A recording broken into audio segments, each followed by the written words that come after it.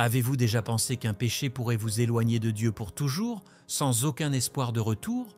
Oui, il existe un acte si grave qu'il coupe toute possibilité de pardon et vous condamne à être séparé de la grâce divine à jamais. Jésus lui-même nous a mis en garde contre ce péché ultime, le blasphème contre le Saint-Esprit. Et aujourd'hui, nous allons plonger dans ce mystère spirituel. Beaucoup de croyants tremblent à l'idée d'avoir commis l'irréparable. Et si c'était votre cas sans même le savoir? Dans ce voyage spirituel, nous allons découvrir comment ce péché pourrait affecter votre destinée éternelle et, plus important encore, comment l'éviter en fortifiant votre foi en Dieu. Alors, si vous voulez vraiment comprendre ce qui pourrait mettre en péril votre salut, restez jusqu'à la fin de cette vidéo. Ce que vous allez apprendre aujourd'hui pourrait transformer votre vie spirituelle de façon puissante et vous rapprocher de Jésus-Christ comme jamais auparavant. Avant de commencer, je vous invite à vous abonner à notre chaîne. De nombreuses personnes regardent nos vidéos sans être abonnées, et en vous abonnant, vous ne manquerez aucun des enseignements inspirants et profonds que nous partageons ici. Activez les notifications pour rester connecté avec la parole de Dieu à chaque nouvelle vidéo. Le concept du péché impardonnable intrigue et parfois effraie ceux qui méditent sur les paroles de Jésus. Dans ses enseignements, en particulier dans l'évangile de Marc 3,29, Jésus évoque ce qui semble être une barrière insurmontable entre l'homme et le pardon de Dieu, le blasphème contre le Saint-Esprit. Ce péché, décrit comme impardonnable, incarne une offense ultime, un point de non-retour spirituel. Ceux qui se ferment délibérément à l'action du Saint-Esprit choisissent consciemment de s'éloigner de la miséricorde divine. La foi en Dieu, en sa capacité infinie à pardonner, est mise à l'épreuve ici. On est face à une invitation à examiner notre cœur, à nous interroger sur la place que nous accordons à Jésus-Christ et à la parole de la Bible dans notre vie quotidienne. Mais alors, pourquoi ce péché particulier est-il impardonnable? À travers la Bible, Jésus souligne l'importance de la sincérité de la foi, de la reconnaissance de l'œuvre de Dieu en nous et autour de nous. Lorsqu'une personne nie délibérément le Saint-Esprit, elle rejette non seulement la vérité, mais aussi l'essence même de Dieu. Cette attitude de refus empêche le pardon, non parce que Dieu ne veut pas pardonner, mais parce que l'individu, en refusant, ferme la porte à cette grâce. C'est comme si une barrière spirituelle s'érigeait, coupant l'âme de la réconciliation divine. Dieu appelle chacun à la foi et au repentir.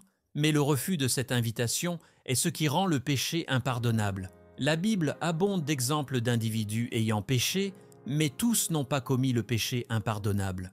Dans l'Évangile, Jésus n'a pas simplement parlé du péché pour condamner, mais pour éveiller une prise de conscience sur l'importance du choix. Ce péché impardonnable invite chaque fidèle à se tourner vers la lumière de Dieu, à embrasser les vérités de la foi avec humilité.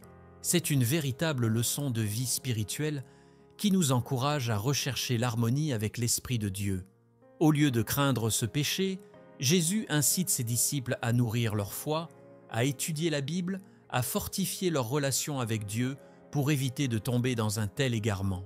Comprendre le péché impardonnable, c'est aussi comprendre la profondeur de l'amour divin et de son invitation constante au pardon. Jésus n'a jamais cherché à inspirer la peur, mais plutôt à éclairer la voie de la foi. En méditant sur ce péché, nous prenons conscience de la responsabilité spirituelle qui nous incombe, celle d'accueillir la vérité divine. La foi en Jésus-Christ et l'écoute des enseignements bibliques deviennent alors notre boussole pour éviter les pièges de l'aveuglement spirituel. Dieu nous guide, mais c'est à nous de rester ouverts à cette guidance. Cependant, ce concept soulève une question fondamentale. Est-il possible pour un croyant sincère de commettre ce péché par accident? Jésus, dans sa sagesse, nous assure que le blasphème contre le Saint-Esprit est un acte conscient, un rejet volontaire de la foi en Dieu. Ainsi, ceux qui s'inquiètent d'avoir peut-être commis ce péché montrent, par leur angoisse même, qu'ils n'ont pas fermé leur cœur à l'esprit.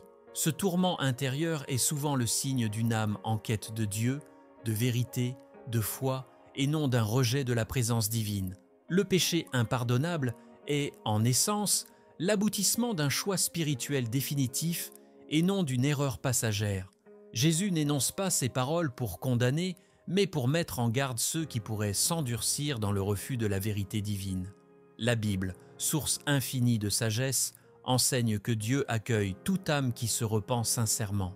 Ce péché impardonnable est une invitation à réfléchir, à s'engager plus profondément dans la foi, à aligner nos pensées et nos actions avec les enseignements du Christ. Ainsi, chaque croyant est invité à veiller sur son cœur, à cultiver sa relation avec Dieu et à se rappeler que la foi est un chemin quotidien, balisé par les enseignements de la Bible. Dans ce parcours, l'Esprit Saint est un guide constant, un appui pour éviter l'endurcissement. Jésus-Christ, à travers ses paroles, appelle chacun à choisir la lumière, à s'éloigner de toute forme de rejet spirituel. Le salut est offert à tous, mais c'est dans l'ouverture à l'Esprit que cette promesse devient réalité. Et la foi se fait le pont entre l'homme et Dieu. Dans la Bible, Jésus met en garde ses disciples contre le péché impardonnable en expliquant qu'il implique un déni volontaire et constant de la vérité de Dieu. Ce n'est pas un simple acte d'incrédulité passagère, mais une posture d'hostilité persistante face aux œuvres divines. La foi, pour Jésus, n'est pas seulement une croyance en Dieu, mais une acceptation de sa présence agissante et bienveillante dans nos vies.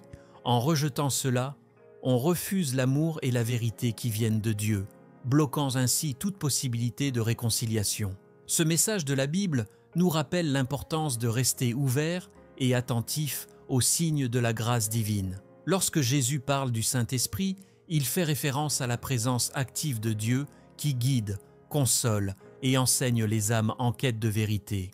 Refuser cette présence, c'est tourner le dos à ce don précieux, signe de l'amour infini que Dieu a pour ses enfants. C'est dans cet esprit que la Bible nous invite à observer les œuvres divines autour de nous, à reconnaître en chaque acte de bonté et de foi une preuve tangible de la main de Dieu. Jésus, dans ses enseignements, ne cesse d'insister sur l'importance d'accueillir l'Esprit avec foi, car c'est lui qui nous rapproche de Dieu et de sa parole vivante. Le message de Jésus est clair.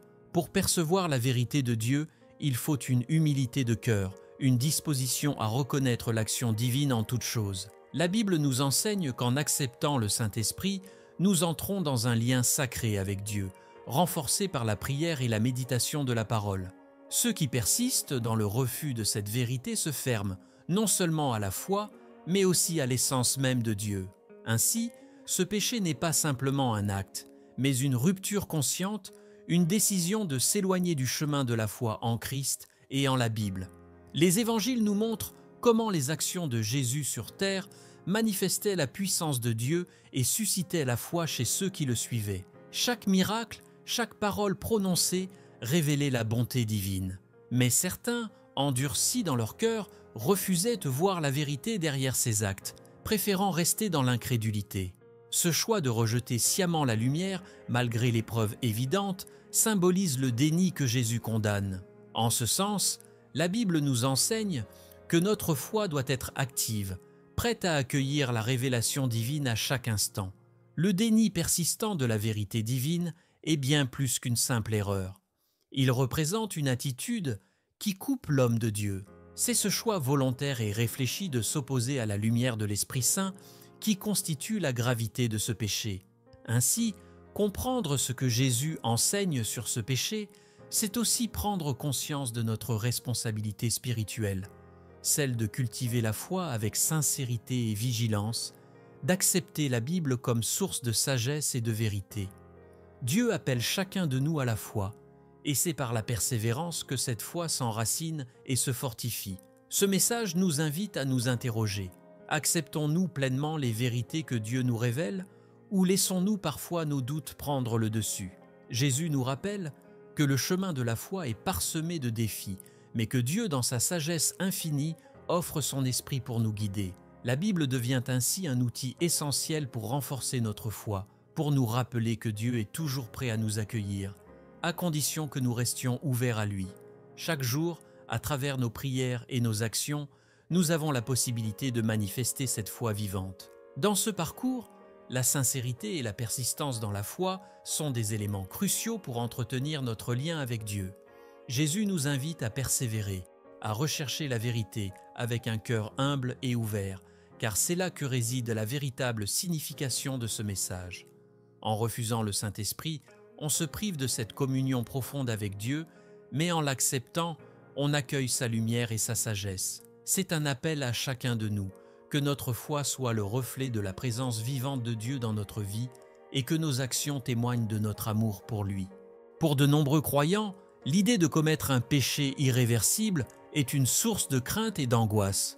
La Bible évoque ce péché impardonnable pour nous rappeler la gravité du refus de la vérité divine. Mais il ne s'agit pas d'un avertissement destiné à inspirer la terreur. Jésus, dans sa sagesse, enseigne que la peur ne doit pas dominer la vie spirituelle. La foi en Dieu est fondée sur l'amour et la confiance, non sur la peur d'une faute impossible à racheter. En vérité, ceux qui s'inquiètent d'avoir commis ce péché montrent, par leur inquiétude, qu'ils n'ont pas rejeté Dieu. Cette crainte révèle souvent une âme qui désire sincèrement être en paix avec le Seigneur. La peur de perdre la possibilité de salut peut pousser certains à douter de leur relation avec Dieu. Mais Jésus-Christ enseigne que le repentir est un signe de la présence active du Saint-Esprit. Lorsqu'une personne se repent avec un cœur sincère, elle témoigne de sa foi en la miséricorde divine. La foi et le repentir sont intimement liés dans la Bible. Se détourner du mal, reconnaître ses fautes et revenir à Dieu fait partie du parcours spirituel que chaque chrétien est appelé à suivre. Ainsi, ce que Jésus souligne dans ses avertissements, c'est la nécessité d'un cœur ouvert à la réconciliation et à la foi en la parole de Dieu. Le repentir authentique, celui qui naît d'une foi profonde en Jésus et en la Bible, est le signe d'une connexion vivante avec Dieu. Ceux qui craignent d'avoir commis l'irréparable montrent, par leur désir de réconciliation, qu'ils n'ont pas réellement rejeté l'Esprit. Dans ce sens, la Bible encourage chacun à maintenir une foi active, à cultiver une vie de prière et de méditation pour rester proche de Dieu. L'angoisse face au péché impardonnable, lorsqu'elle est vécue comme un appel à se rapprocher de Dieu, devient un moyen de fortifier sa foi et de se rappeler l'importance de suivre les enseignements de Jésus. En fait, cette crainte peut être interprétée comme une alerte spirituelle, une invitation à examiner notre relation avec Dieu et notre engagement dans la foi. La Bible nous encourage à voir ces moments de doute comme des opportunités de croissance. En se tournant vers la prière et en lisant les évangiles, chaque croyant peut trouver réconfort et guidance. Les paroles de Jésus nous rappellent que Dieu est miséricordieux et qu'il accorde son pardon à ceux qui se tournent sincèrement vers lui. Cette peur, bien qu'elle puisse être troublante, peut aussi devenir un tremplin vers une foi plus solide et plus ancrée. Pourtant, il est naturel de se demander « Comment savoir si notre repentir est véritable ?»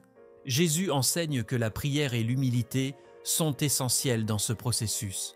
En recherchant un lien direct avec Dieu, en priant avec un cœur sincère, chaque croyant peut ressentir la paix que procure l'assurance du pardon divin. Dieu n'abandonne jamais ceux qui cherchent véritablement sa lumière. Dans la Bible, il est dit que Dieu est amour, 1 Jean 4,8, et cet amour se manifeste à travers son accueil de chaque âme repentante. Ainsi, ceux qui désirent retrouver le chemin vers Dieu peuvent trouver refuge dans la prière et la méditation des Écritures. Cette inquiétude autour du péché impardonnable ne doit pas devenir une obsession paralysante. Au contraire, elle peut nous motiver à approfondir notre foi, à nous tourner vers Jésus avec une foi renouvelée. La Bible est remplie de paroles d'encouragement qui invitent chaque croyant à persévérer, même dans les moments de doute. Dieu est toujours prêt à pardonner, et cette promesse doit être un réconfort pour ceux qui craignent de s'éloigner de lui. Jésus-Christ nous montre la voie de la foi et de la réconciliation, et il encourage chacun à y marcher avec confiance. Finalement, cet avertissement sur le péché impardonnable est aussi une invitation à la vigilance spirituelle. En restant attentif à notre foi et à nos actions, en cultivant l'amour de Dieu dans chaque aspect de notre vie, nous sommes mieux équipés pour éviter les pièges de l'éloignement.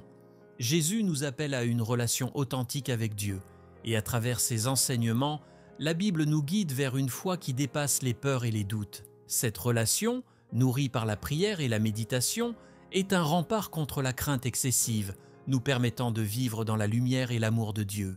La Bible regorge d'exemples d'hommes et de femmes qui, malgré leurs erreurs, ont retrouvé la grâce de Dieu par le repentir sincère.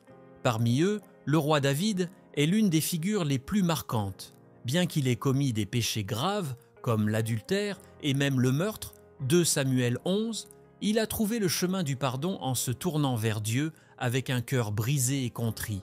Dans le psaume 51, David confesse ses fautes et implore la miséricorde divine, prouvant que la foi et le repentir peuvent rétablir la relation avec Dieu. Cet exemple montre que, pour Dieu, un cœur humble et sincère est plus précieux que l'absence d'erreur. Un autre exemple est l'apôtre Paul, autrefois connu sous le nom de Saul. Avant sa conversion, il persécutait les premiers chrétiens avec zèle, ignorant qu'il combattait en réalité l'œuvre de Dieu, acte 9.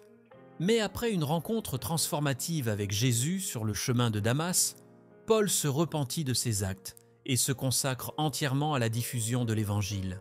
Sa vie change radicalement et il devient l'un des plus grands témoins de Jésus-Christ.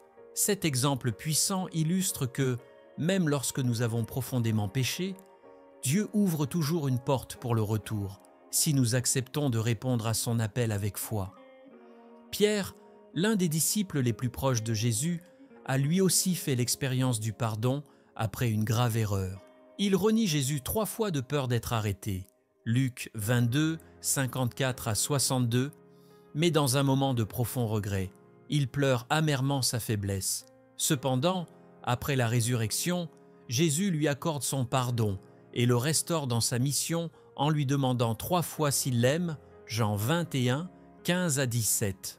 Ce moment marque un renouveau dans la foi de Pierre, qui devient ensuite l'un des piliers de l'Église. Cet épisode nous rappelle que même ceux qui tombent peuvent être relevés par la grâce de Dieu, pourvu qu'ils se repentent sincèrement. Ces exemples montrent que, bien que le péché puisse nous éloigner de Dieu, il existe toujours une voie de retour. Jésus-Christ, dans ses enseignements, insiste sur le fait que le repentir est un pont entre l'homme et Dieu. Le prophète Ésaïe dit que si vos péchés sont rouges comme le cramoisi, ils deviendront blancs comme la neige. Ésaïe 1,18, affirmant que la miséricorde divine est capable de purifier même les âmes les plus chargées de fautes. La foi dans la bonté de Dieu et dans le pouvoir du pardon est essentielle pour tout croyant en quête de réconciliation. Le processus de repentir, bien que douloureux, est également libérateur. Jésus, par son sacrifice, ouvre la porte du pardon pour tous ceux qui reconnaissent leurs fautes et cherchent à vivre selon les principes de la Bible. Se tourner vers Dieu avec foi et humilité, comme l'ont fait David, Paul et Pierre, est une voie sûre vers la guérison spirituelle. La Bible nous enseigne que le repentir authentique est la clé qui déverrouille les grâces divines, nous permettant de retrouver la paix intérieure et une communion renouvelée avec Dieu. Dieu, dans son amour infini, accueille toujours ceux qui reviennent à lui. Le pardon accordé à David, Paul et Pierre témoigne de la bienveillance divine et de sa volonté de restaurer ceux qui s'approchent avec sincérité. Pour tout chrétien, ces exemples sont des encouragements à ne pas désespérer, à croire que la foi en Jésus-Christ peut transformer même les vies les plus égarées. En suivant ces modèles bibliques, chaque croyant est invité à confesser ses erreurs et à vivre dans la lumière de l'Esprit Saint. En méditant sur ces récits, on comprend que le péché impardonnable, celui du blasphème contre le Saint-Esprit, est différent. Il s'agit d'un refus conscient de cette grâce qui transforme. Contrairement à David, Paul et Pierre, ceux qui rejettent l'Esprit Saint écartent toute possibilité de rédemption, car ils choisissent de fermer la porte à la miséricorde divine. Cela nous montre l'importance de rester ouverts à l'œuvre de Dieu dans notre vie, d'accueillir ses appels au repentir avec un cœur prêt à changer. Dieu, à travers les Écritures, nous montre un chemin d'espérance, où la foi et le repentir deviennent des forces de transformation pour quiconque cherche véritablement sa lumière. Le message de Jésus concernant le blasphème contre le Saint-Esprit est une invitation profonde à la réflexion spirituelle et à la vigilance. Contrairement à d'autres péchés, ce blasphème représente un choix délibéré de rejeter Dieu, un acte de défiance qui coupe le lien sacré entre l'homme et son Créateur. Il ne s'agit pas d'une simple erreur ou d'un doute passager, mais d'un refus clair de la vérité divine. Dans la Bible, Jésus enseigne que ce péché est impardonnable, non pas parce que Dieu est incapable de pardonner, mais parce que ce rejet ferme le cœur de l'homme à la grâce.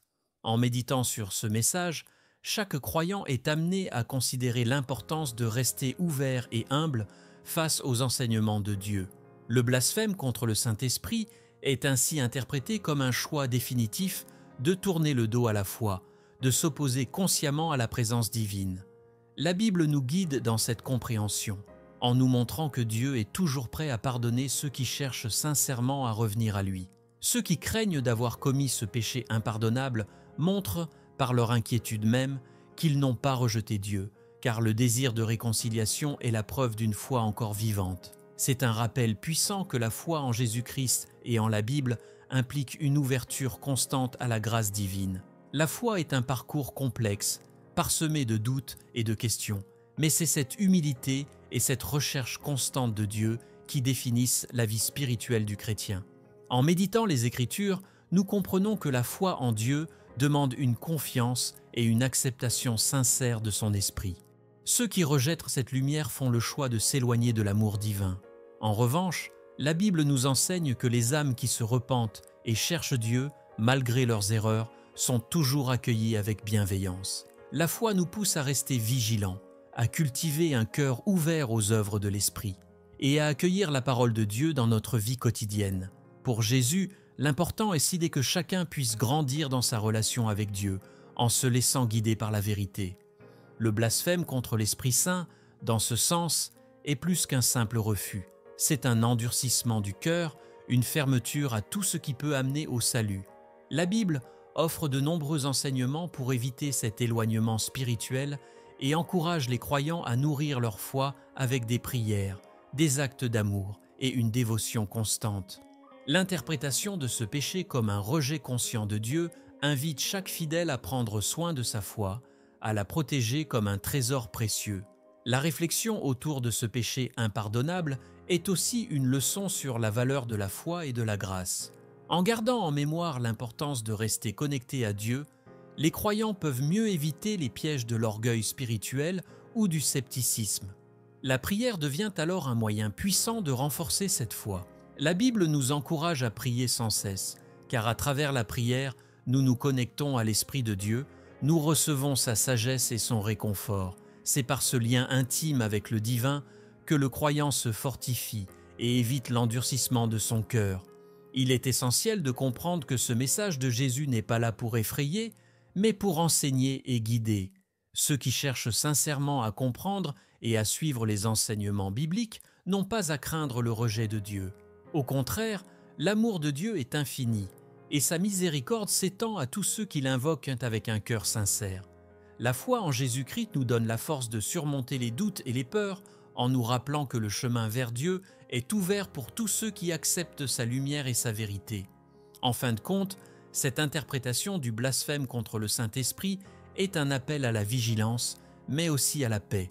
Ceux qui cultivent à leur foi, qui prient avec humilité et qui se laissent guider par l'Esprit Saint, n'ont pas à craindre ce péché. La Bible nous rappelle que Dieu est amour, et que cet amour est toujours prêt à accueillir ceux qui reviennent à lui. Que chacun puisse méditer sur ces enseignements, cherchant à vivre dans la lumière de Dieu et à nourrir sa foi avec dévotion. Jésus-Christ, par ses paroles, nous invite à une relation de confiance avec Dieu, et ce lien, tant qu'il est vivant, nous protège de tout éloignement spirituel définitif. Alors, qu'en pensez-vous? Avez-vous déjà ressenti cette crainte de commettre l'irréparable, ou pensez-vous être en paix avec votre foi? Partagez votre expérience ou vos réflexions dans les commentaires.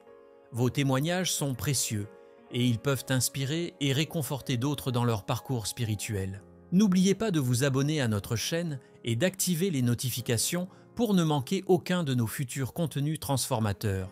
Cliquez également pour découvrir notre prochaine vidéo recommandée qui approfondira encore davantage votre compréhension de la foi. Merci de votre présence et de votre engagement. À très bientôt et que Dieu vous bénisse.